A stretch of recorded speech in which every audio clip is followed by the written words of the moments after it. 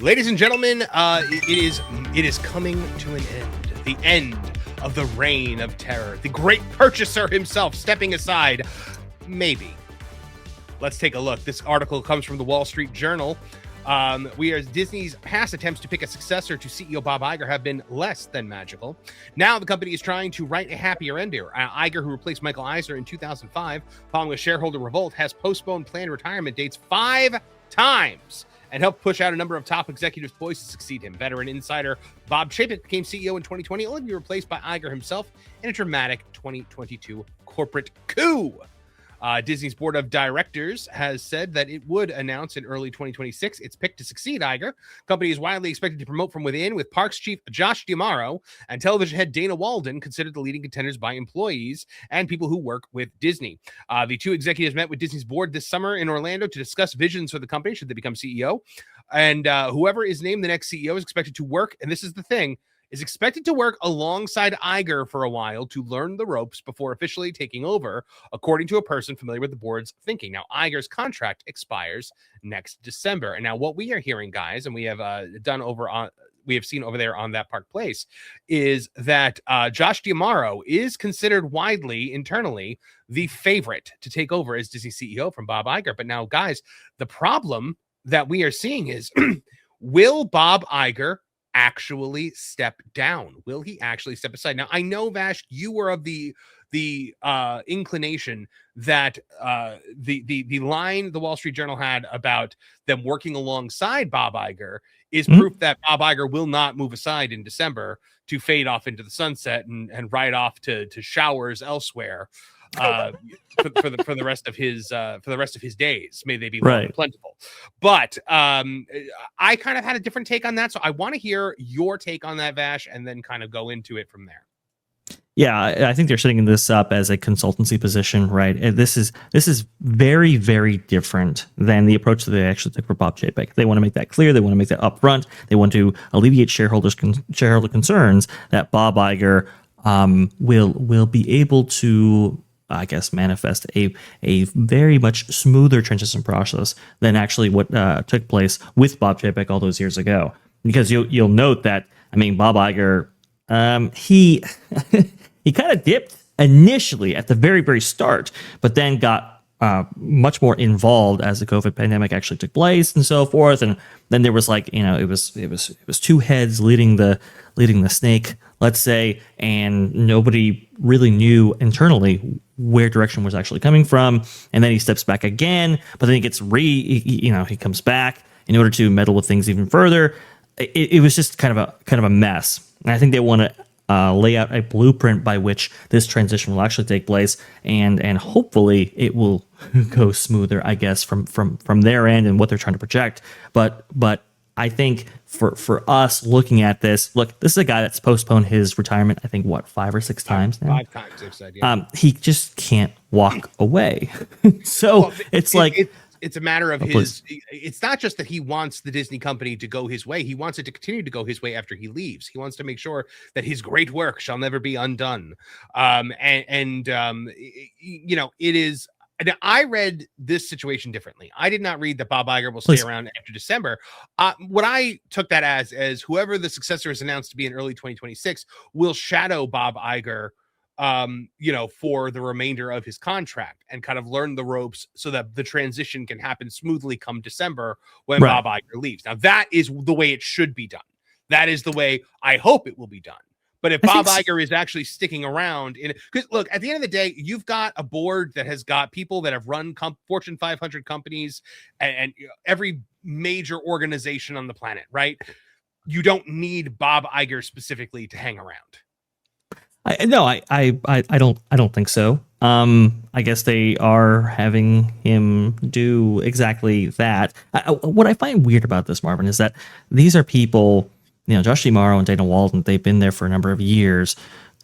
Josh D'Amaro been there for I think like 30 years or something like that. He's been there for a while. If he is really the guy to take over the Walt Disney Company, then why exactly does he need to be shadowing Bob Iger for a period of time if he's an internal candidate, if he's in the number one spot? to me doesn't really make sense. Now, Dana Walden, I guess, is a little bit greener, let's say, to the operations of the Walt Disney Company, having been acquired with that Fox acquisition in 2019. But even there again, it's like these guys have been there for a number of years. If you were looking at an outside candidate, let's say, somebody who not familiar with the operation of the Walt Disney Company, maybe it makes sense to have Bob Iger in that position in which to kind of show the new guy the ropes, so to speak.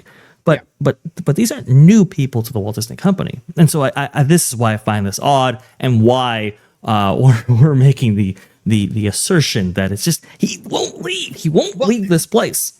That all stems from past history, right? We all kind of have Bob Iger PTSD from the Bob Chapek years, where Bob Chapek got blamed for everything.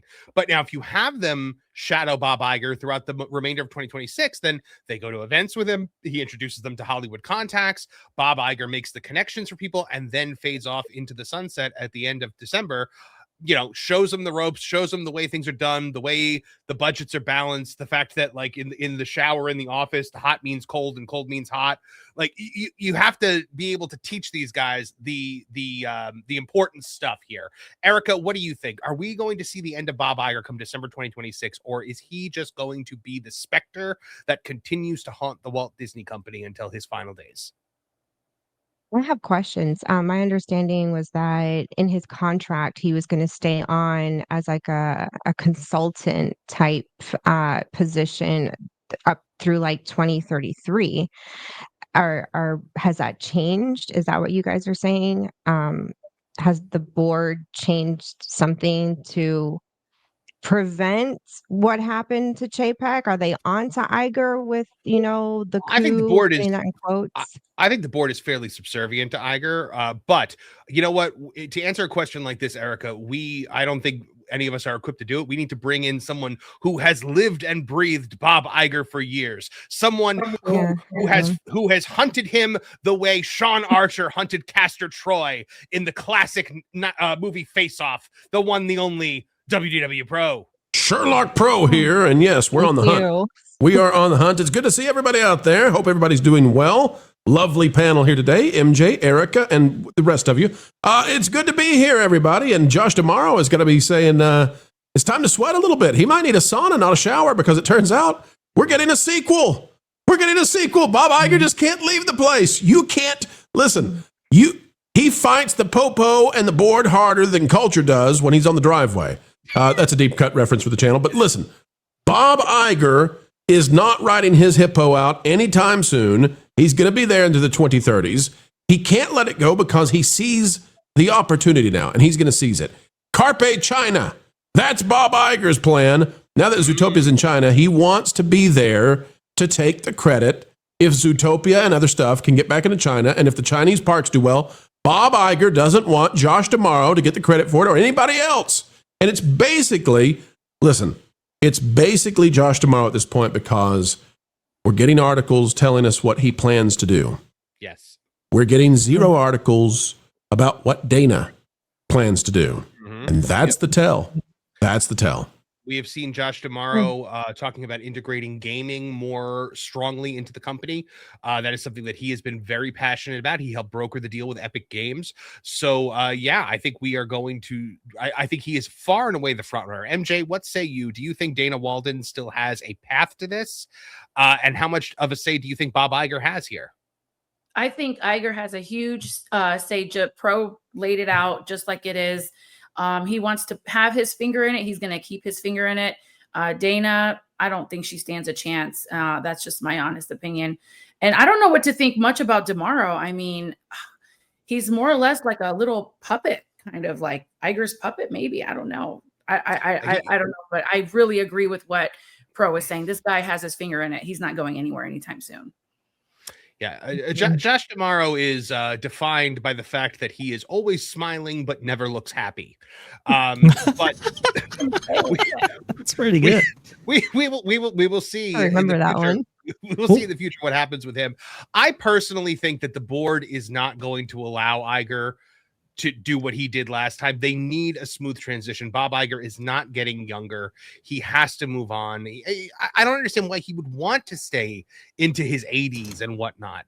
Marvin, listen, AI is going to figure out how to reverse our age, and Bob Iger he's going to reign over Disney for a millennia. It's the mousy Messiah millennia on the way. That's the Bob Iger plan. I kid a little bit, folks. I kid. Well, the other thing to consider here is that Josh D'Amaro seems to be, from what I have seen, like through the fan communities and whatnot, inexplicably popular among like the Disney diehards. The man who oversaw the bulldozing of Rivers America, the implementation of Lightning Lane, and here we go again. Here we go. Marvin's got to bring up facts again. Why do you got to always do that? He wears a comfy sweater vest, okay? That's all you need. You show up in a comfy sweater vest, you smile, you're tall, you look good with the cast members, and that's it. You can go bulldoze Cinderella's castle or turn it into a DVC, so long as you're wearing a darn sweater vest with an unbuttoned collar at the top.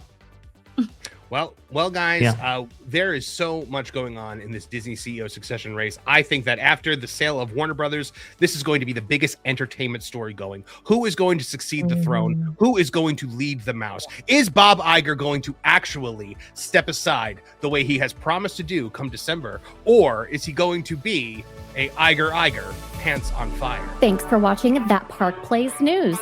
For more information, consider checking out www.thatparkplace.com.